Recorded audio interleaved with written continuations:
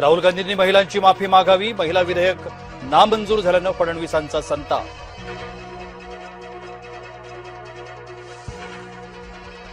महिला आरक्षणासंदर्भात चर्चासत्र भरवा, मुख्यमंत्री फडणवीसांचं विरोधकांना आव्हान.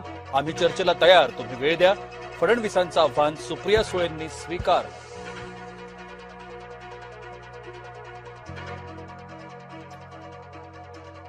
सुप्रिया सुळेंची फडणवीसांसह केंद्र सरकारवर टीका, मुख्यमंत्र्यांवर दिल्लीतून दबाव असेल सुप्रिया सुळेंचं वक्तव्य.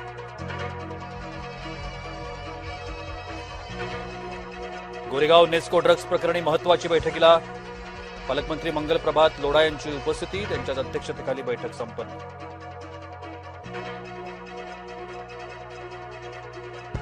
मुंबईत भोंदू फकीर इरफान नियाज अहमदला अटक, महिलांना बेशुद्ध करून करायचा अत्याचार.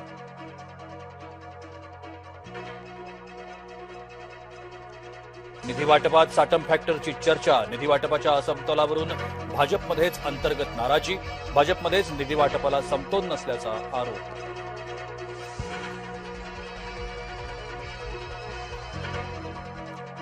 नाशिक आयटी कंपनी धर्मांतर प्रकरणी आरोपी निदा खानच्या अटकपूर्व जामिनावरची सुनावणी पुढे ढकलली.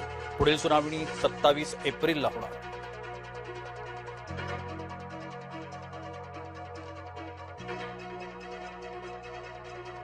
परतवाडामधील अश्लील व्हिडिओ व्हायरल प्रकरण, आरोपी आयांच्या लक्झरी लाईफस्टाईलचे व्हिडिओ समोर.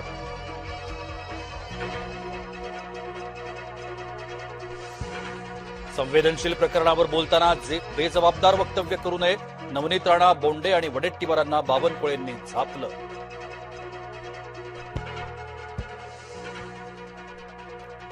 परतवाडा प्रकरण लव्ह जिहाद असल्याचा बोंडेंचा दावा फोल, प्रसारमाध्यम जाब विचारणार म्हणून बोंडे कुटुंबासह गोव्यात. महसूल मंत्री चंद्रशेखर बावनकुळेंनी बोंडेंना सुनावले खडेबोल.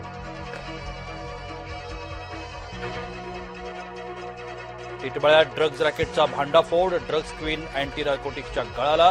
35 वर्षीय ड्रग्ज क्वीनकडून 5 कोटींच्या एमडी ड्रग्जच्या गोळ्या जप्त.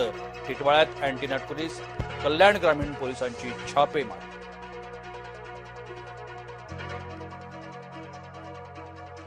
नाशिकमधील कॉर्पोरेट जिहाद प्रकरण, 2 आरोपींना 14 दिवसांची न्यायालयीन कोठडी.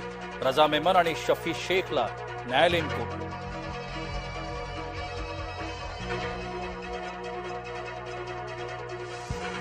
सहर शेखचं इन्स्टाग्राम स्टेटस चर्चेत, शेखनं इन्स्टाग्रामवर स्टेटस ठेवत विरोधकांना डिवचलं.